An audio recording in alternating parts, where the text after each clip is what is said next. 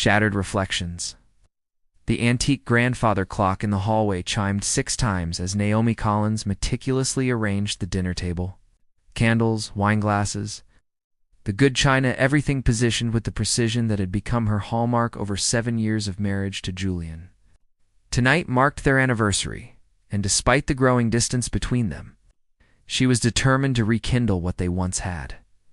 She smoothed down her navy blue dress, the one Julian had once said brought out the gold flecks in her hazel eyes, and checked her reflection in the dining room mirror. At 33, fine lines had begun to appear at the corners of her eyes, telling stories of laughter and, increasingly, worry. Her chestnut hair fell in soft waves around her shoulders, and the diamond pendant Julian had given her on their 5th anniversary rested against her collarbone.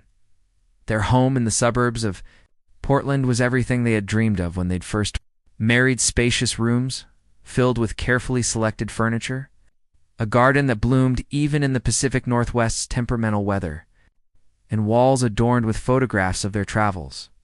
To their friends and colleagues, the Collins were the epitome of success. Julian, the rising marketing executive, and Naomi, the talented interior designer who had scaled back her career to support his. The sound of Julian's key in the lock sent a flutter through Naomi's stomach. She straightened her posture and forced a smile, determined to make tonight different from the quiet, distracted evenings that had become their routine. "Julian," she called out, moving toward the entryway. "Happy anniversary." He stood in the doorway, his tall frame silhouetted against the evening light. His dark hair was tousled by the wind. His blue eyes registered surprise as he took in the scene. "Anniversary," he repeated, setting down his briefcase. "Right. Sorry, I got caught up at work." The familiar excuse settled between them like a third presence. Naomi's smile wavered, but didn't disappear. "I made your favorite roast duck with cherry sauce. And I opened that bottle of Pinot we brought back from the Willamette Valley last year." Julian nodded, loosening his tie. "Sounds perfect. Let me just freshen up." As he disappeared upstairs, Naomi returned to the kitchen to check on dinner. The oven timer showed 3 minutes remaining, just enough time to light the candles and pour the wine. She reached for the matches but paused when she heard Julian's phone buzzing on the counter where he'd left it. She had never been the type to check his messages. Trust had always been the foundation of their relationship, so she had believed. But lately, the late nights at work, the distracted conversations, the way he angled his phone away when texting, tiny fractures in that foundation that she had desperately tried to ignore. The phone buzzed again, and a notification appeared on the screen. A text message from someone named Olivia with a red heart emoji beside the name, "Missing you already. Last night was amazing. Can't wait to see you tomorrow." Naomi's hand froze midair. The room seemed to tilt slightly, the carefully arranged dinner table blurring at the edges of her vision. Her fingers moved mechanically to open the phone. Julian's password hadn't changed since they first dated. The day they met. 217. What she found shattered the illusion she had been desperately maintaining. Hundreds of messages exchanged with Olivia Patterson, his company's new creative director. Photos that made her stomach clench. Hotel receipts. Plans for a weekend getaway to the Oregon coast, the same weekend Julian had told her he needed to attend a marketing conference in Seattle and Warsaw. Conversation from just 3 days ago. "Olivia, when are you going to tell her?" "Julian, it's complicated. Naomi's entire life revolves around our marriage. I need to find the right time." "Olivia, it's been 6 months, Julian." "Julian, I know, but she makes everything so easy. The house, my career. I need to figure out the logistics first." The oven timer beeped. An incongruous, cheerful sound in the suddenly airless kitchen. Naomi turned it off mechanically, her mind racing to process what she had discovered. 7 years of marriage reduced to logistics. Her devotion described as convenient. The future she had planned crumbling before her eyes. She heard Julian's footsteps on the stairs and quickly placed the phone back where he had left it. When he entered the kitchen, now changed into casual clothes, she was standing by the counter, her back straight, her face carefully composed. "Something smells amazing," he said, moving toward her with a practiced smile. He leaned in to kiss her cheek, but she stepped back, just slightly enough for him to notice. "What's wrong?" he asked, confusion knitting his brows. Naomi looked at the man she had loved for so long, really looked at him. Past the handsome features that had first attracted her, past the shared memories and promises, she saw instead the stranger he had become. The man who could smile at her while building a life with someone else. "Dinner's ready," she said quietly, her voice steadier than she expected. "We should eat before it gets cold." And as they sat at the table she had so carefully arranged, the candles casting flickering shadows across Julian's puzzled face, Naomi made a decision that would change everything. By morning, the ring that had adorned her finger for 7 years would be placed on his nightstand, and she would begin the painful, necessary journey of walking away from the beautiful lie their marriage had become. Asterisk, asterisk. Naomi stared at the blank wall of her new apartment, where Julian's graduation portrait had once hung. The rectangular patch of slightly darker paint was a reminder of what she had left behind. Not just a husband, but an identity she had cultivated for 7 years. Mrs. Collins, Julian's wife, the perfect hostess, the supportive partner. 3 weeks had passed since. She had placed her wedding ring on Julian's nightstand and walked out with 2 suitcases and a shattered sense of self. The apartment she had found in northwest Portland was small but flooded. The natural light, a 1-bedroom with hardwood floors and large windows overlooking a tree-lined street.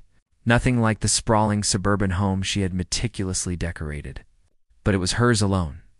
"You've made progress," observed Teresa, Naomi's older sister, as she set down a box of kitchen supplies she'd brought over.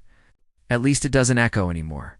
Teresa had been Naomi's rock through the separation, offering her guest room during those first disorienting days, helping navigate the paperwork of divorce, listening without judgment when Naomi cycled between grief and rage and numbness.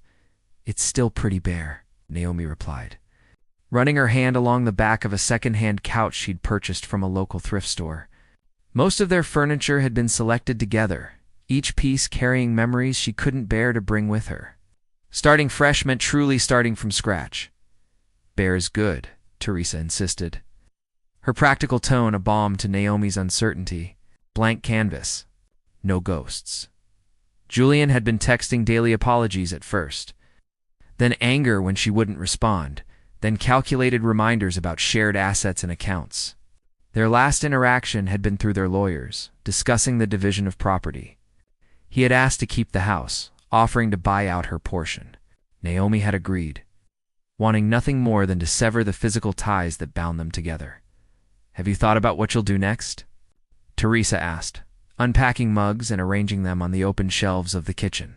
"About work, I mean. Before marrying Julian, Naomi had been building a promising career in interior design. She'd scaled back to part-time when his job demanded more travel, eventually leaving the firm entirely to freelance on smaller projects that wouldn't interfere with her role as Julian's wife. Now, at 33, she faced the daunting prospect of rebuilding her professional identity. Asterisk, "I've updated my portfolio," Naomi said, reaching for her laptop, "and I've applied to a few design firms. Also, I have an interview tomorrow at Perspectives Gallery.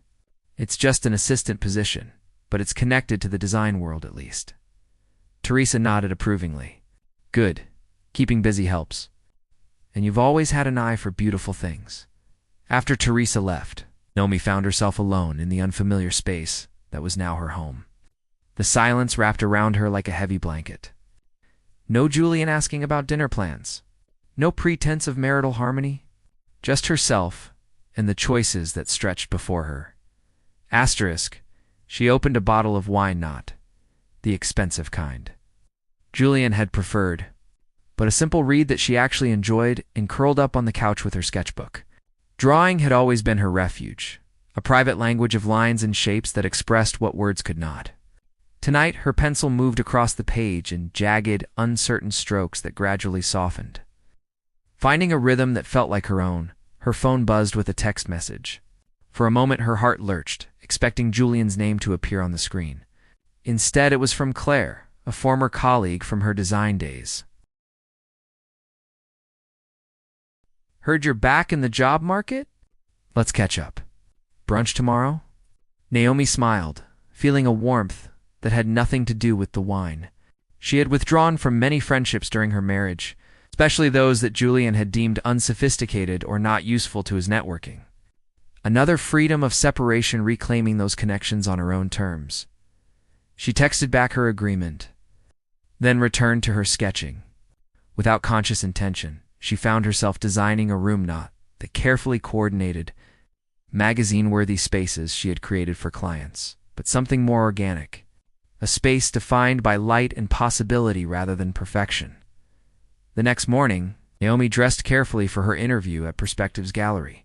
She chose a structured blazer in deep burgundy over a simple black dress, professional but with a creative edge that felt. As she applied a touch of lipstick, she studied her reflection. The woman who looked back at her seemed both familiar and strange, thinner, perhaps with shadows beneath her eyes, but with a clarity of gaze that had been missing for too long. The gallery was housed in a converted industrial building in the Pearl District, its brick exterior contrasting with the sleek, minimalist interior. Naomi arrived 15 minutes early, taking time to absorb the current exhibition, a collection of abstract landscapes that played with perspective and light. "You must be Naomi," a voice said behind her. She turned to find a woman with silver-streaked black hair and striking amber eyes. "I'm Eleanor Winters, the owner. Thank you for coming in." The interview was unlike any Naomi had experienced before. Rather than focusing on her resume, Eleanor asked about her reactions to different pieces in the gallery. Her thoughts on the Portland art scene, what she believed made a space inviting to diverse audiences. "Your background in interior design is interesting," Eleanor noted, as they settled in her small office overlooking the main gallery space. "We're actually looking to expand our services to include design consultations. For clients who purchase our art, help them integrate pieces into their homes thoughtfully." Naomi felt a flutter of excitement. "That's actually where my passion lies, creating cohesive environments where art can breathe and speak." By the end of the interview, Naomi had not only been offered the assistant position, but invited to help develop the gallery's new design consultation service. The salary was modest compared to what she and Julian had lived on, but it came with flexibility and creative potential that felt priceless. As she left the gallery, a text message appeared from Julian. "The house feels empty without you. I made a mistake. Can we talk?" 6 weeks ago, those words would have weakened her resolve. Now, Naomi read them with a strange detachment, recognizing the manipulation hidden beneath the seeming vulnerability. She deleted the message without responding and continued walking. Her steps lighter than they had been in months. Her brunch with Claire was at a small cafe just blocks from her new apartment. When Naomi arrived, she found not only Claire waiting, but 2 other former colleagues as well, all wearing expressions of affectionate concern. "Intervention brunch," Claire explained with a gentle smile. "We've missed you. And we heard through the grapevine about Julian." For the first time since discovering Julian's betrayal, Naomi found herself telling the full story to someone other than Teresa, the discovery of the messages. The years of subtle undermining, the way she had gradually made herself smaller to fit within the constraints of being Julian's wife. "God, I never liked him," admitted Leela, who had been Naomi's closest friend before Julian had deemed her too outspoken for their social circle. "Remember that Christmas party when he kept correcting your story about Venice?" Naomi did remember how Julian had interrupted her anecdote about getting lost in the narrow streets to provide what he called the accurate version, reducing her experience to a series of tourist attractions they had visited. "I think I stopped telling my own stories," Naomi said slowly, the realization washing over her. "Somewhere along the way, I started seeing everything through his eyes." "Well, we want to hear your stories," Claire said firmly. "All of them. Starting with this gallery job, it sounds perfect."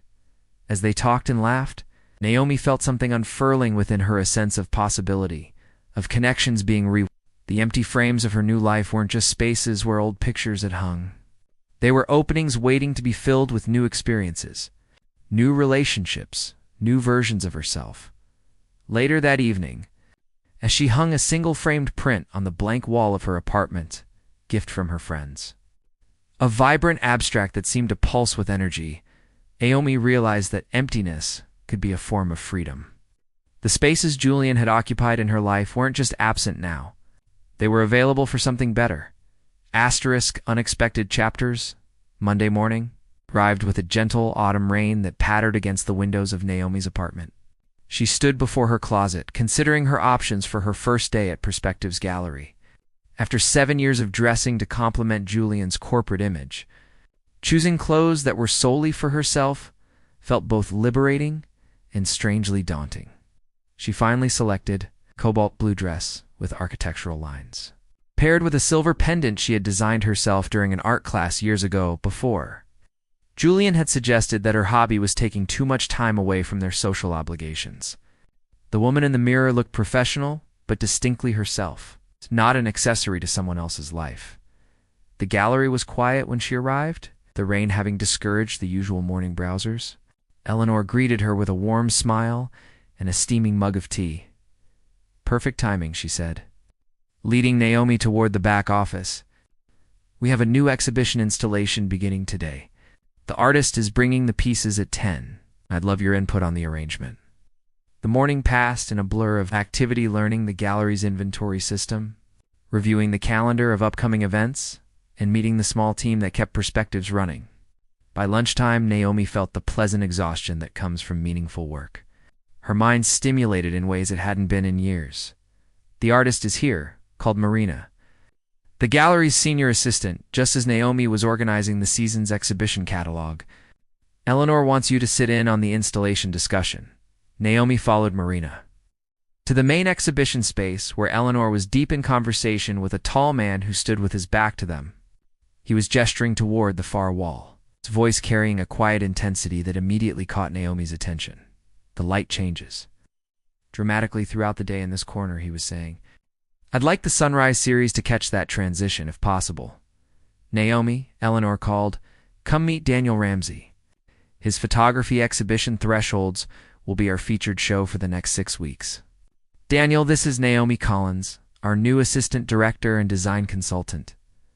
The man turned, and Naomi found herself looking into eyes the color of weathered copper, set in a face that spoke of time spent outdoors. He wasn't conventionally handsome, his nose slightly crooked. His jawline softened with a short beard, but there was something arresting about his expression, a thoughtfulness that immediately put her at ease. "Design consultant?" he asked, extending a hand that was calloused and warm. "That's a new addition to the gallery. Brand new," Naomi confirmed, shaking his hand. "I'll be helping clients integrate artwork into their spaces in ways that honor both the art and the environment." Daniel nodded appreciatively. "That's refreshing. I can't tell you how many times I've visited homes where my photographs have been hung in impossible lighting conditions or crowded between other pieces until they lose all impact. Asterisk over the next few hours." Naomi worked alongside Daniel and Eleanor to position his photographs throughout the gallery.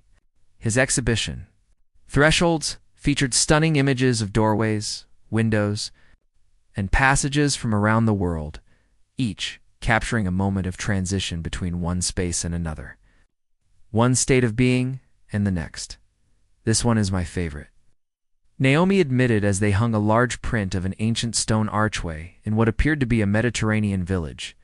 Morning light streamed through the opening, illuminating a single chair positioned just inside the threshold. "Mine too," Daniel said, stepping back to assess the positioning. "I shot that in a small village in Greece. The old man who lived there told me he sat in that chair every sunrise to greet the new day before anyone else in the village was awake. Called it his conversation with tomorrow." There was something in the way he described the scene, respect for the ritual, attention to the human element behind the image, that resonated with Naomi. Most photographers she had met through the gallery were either technically obsessed or conceptually abstract. Daniel seemed to occupy a different space, using his technical skill to capture genuine human moments. By late afternoon, the exhibition was fully installed, the lighting adjusted to Daniel's specifications, and the catalog finalized. Eleanor had left for a meeting with a potential donor, leaving Naomi to handle the final details with Daniel. Would you mind if I took a few photos of the installation? Daniel asked, reaching for his camera bag. I like to document how my work lives in different spaces, of course, Naomi said. Stepping aside to give him room as he moved through the gallery, Naomi noticed how differently he carried himself with a camera in hand, more fluid, more confident, as though the device were an extension of his body rather than a tool. It reminded her of how she used to feel while designing. Before, Julian's subtle criticisms had made her second-guess every creative choice. Perfect, Daniel murmured, reviewing the images on his camera's display. Eleanor always creates such thoughtful spaces for art to breathe. How long have you been working with perspectives?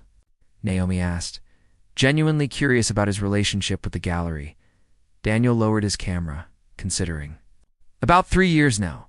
Eleanor was the first gallery owner in Portland to take my work seriously. Before that, I was primarily doing commercial photography to pay the bills. What changed? A shadow crossed his face so briefly Naomi might have imagined it.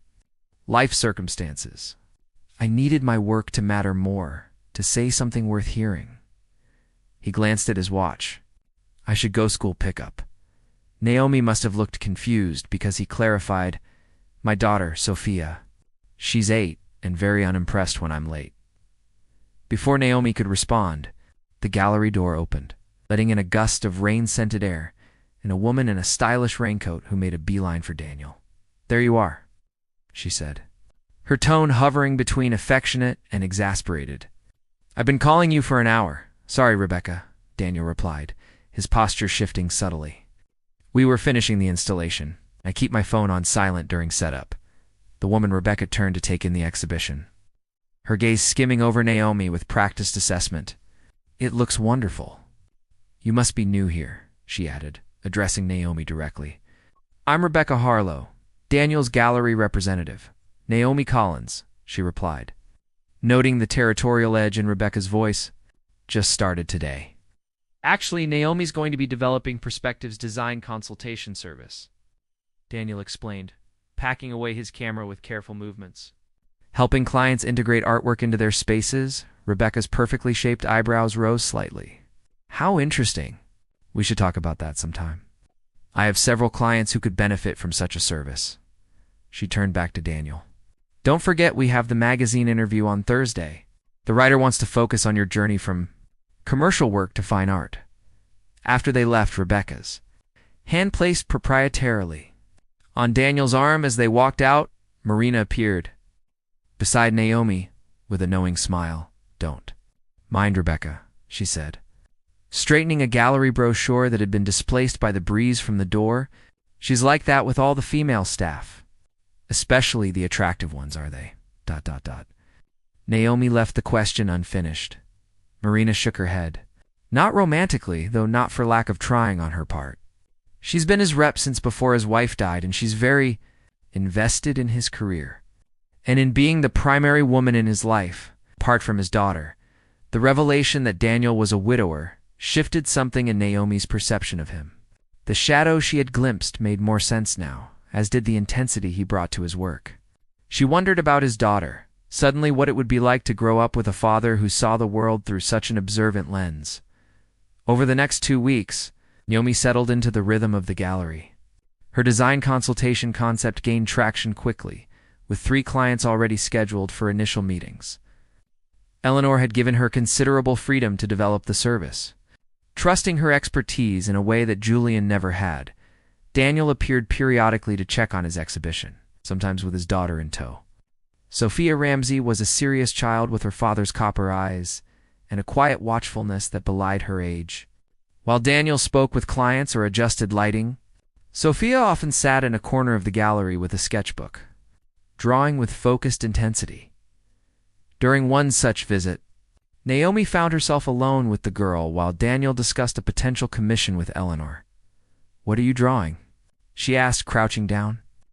To Sophia's level, the child regarded her solemnly before turning her sketchbook to reveal a detailed rendering of one of her father's photographs, Greek doorway with the chair. It's beautiful, Naomi said, genuinely impressed. You've captured the light exactly right. Dad says light is the most important thing, Sophia replied. her voice soft but clear. "He says it shows the truth of things." "Your dad is very wise," Naomi said, smiling. "Do you like to draw often?" Sophia nodded, adding a careful shadow to her sketch. "I draw what Dad photographs. He sees things first with his camera, and then I see them again with my pencil." She looked up at Naomi with those serious eyes. "Do you make things too?" The question, so simple and direct, caught Naomi off guard. "I used to design spaces, rooms, and houses," she answered honestly. "I'm starting to do that again. That's good," Sophia said, with the certainty of childhood. People should make things that make them happy. The wisdom in those words stayed with Naomi long after Daniel and Sophia had left. That evening, she found herself pulling out her old design portfolios. Looking through projects she had completed before her marriage had gradually consumed her creative energy. There was vibrancy in those early designs, a confidence she was only now beginning to reclaim. Her phone chimed with a text message from Eleanor. "Client interested in design consultation for home featuring Daniel's work. Available Thursday." Something fluttered in Naomi's chest, anticipation, perhaps, or simply the satisfaction of professional validation. She texted back her confirmation, then returned to her sketches, adding a doorway that opened onto possibility. Asterisk, cautious brushed Strakeshi autumn rain had given way to crisp November sunshine as Naomi drove to her Thursday consultation. The client, an art collector named Harrison Walsh, had purchased 3 of Daniel's photographs and wanted advice on integrating them into his newly renovated lakeside home. What she hadn't expected was to find Daniel himself, waiting on the broad porch when she arrived. Eleanor thought it would be good for us to collaborate, he explained, helping her carry her portfolio and samples. Given that this is the first major placement of work for my exhibition, the consultation unfolded with an ease that surprised her. Where Julian had always dominated shared professional spaces, Daniel moved alongside her with respectful synchronicity. He offered insights about his photographs, but deferred to her expertise about placement, lighting, and spatial dynamics. "You have a remarkable eye," he commented as she suggested positioning his photograph of ancient stone steps between 2 tall windows. "Where changing daylight would highlight different elements throughout the day, so do you," she replied. Feeling a comfortable warmth in their growing professional rapport, their client, impressed with their collaborative approach, invited them to stay for lunch on the terrace overlooking the lake. As they talked, Naomi learned more about Daniel's journey, how he had balanced commercial photography with raising Sophia after his wife, Emma's death from cancer 4 years ago, how his art had evolved from documenting his travels to exploring deeper themes of transition and resilience. "Sophia mentioned you design spaces," Daniel said as they were leaving. "I've been putting off renovating our home studio. Perhaps you might have some thoughts?" Before she could answer, her phone buzzed with Julian's name on the screen, the 3rd call that week. "Everything okay?" Daniel asked, noting her expression. "Just loose ends from my past," she said, declining the call. "And yes, I'd be happy to look at your studio space." The following weekend found Naomi at Daniel's Craftsman bungalow in Mansour's Selwood neighborhood. The house was modest but filled with thoughtful details, handcrafted furniture, walls adorned with Sophia's artwork alongside Daniel's photographs, shelves overflowing with books and collected objects from his travels. The studio space, a converted garage connected to the main house, was functional but lacked the warmth of the home. As Naomi moved through it, making notes and sketches, she felt Sophia watching her from the doorway. "Dad says, you're going to make our studio beautiful," the child said, venturing closer. "Like you do with his pictures at the gallery." Naomi smiled, kneeling to meet Sophia's eyes. "I'm going to try. What would make it beautiful to you?" Their conversation about colors and light and spaces for drawing alongside photography flowed naturally. And when Daniel joined them with mugs of hot chocolate, Naomi felt a sense of belonging she hadn't experienced in years. That evening, as she worked on preliminary designs for the studio renovation, her doorbell rang. Julian stood on her threshold, his familiar cologne washing over her with memories she had worked hard to set aside. "I miss you," he said simply. Olivia was a mistake. I want to come home. This is my home now, Naomi replied, surprised by the steady clarity in her voice.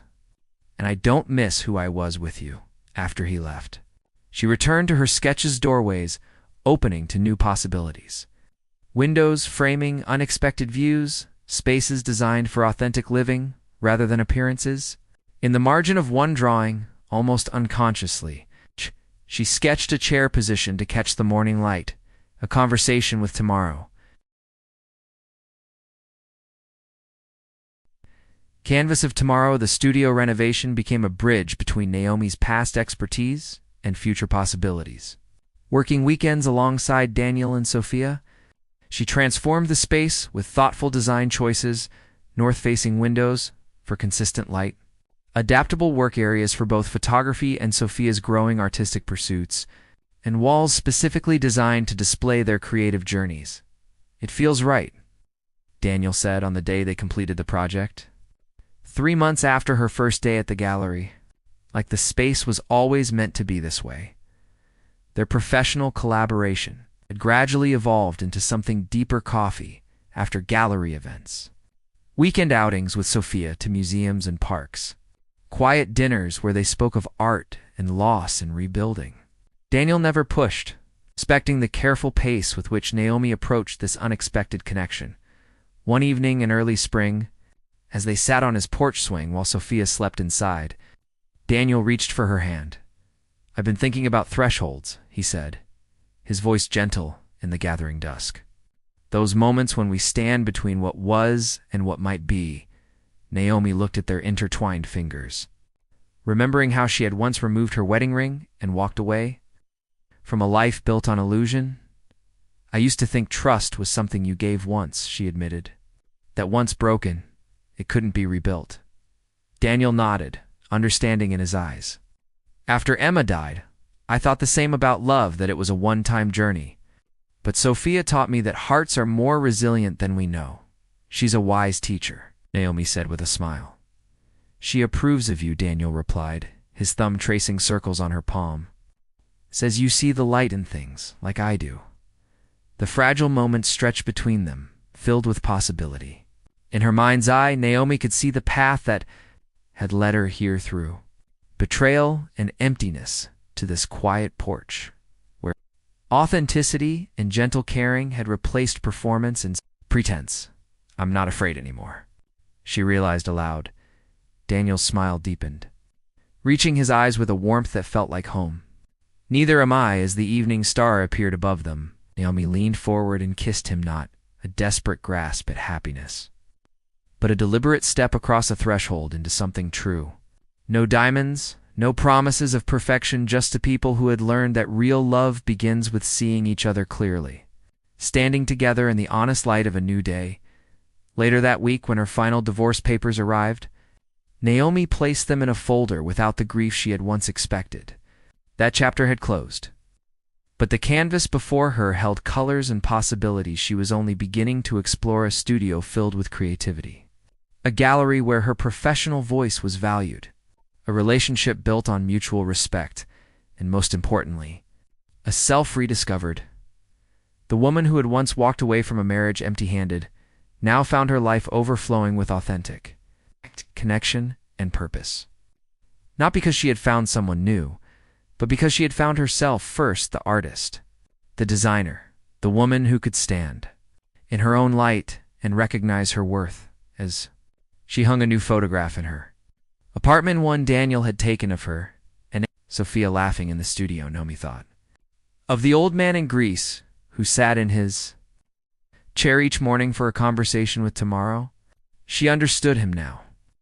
This greeting of the future, not with fear, but with open-hearted anticipation of what might unfold in the light of a new day.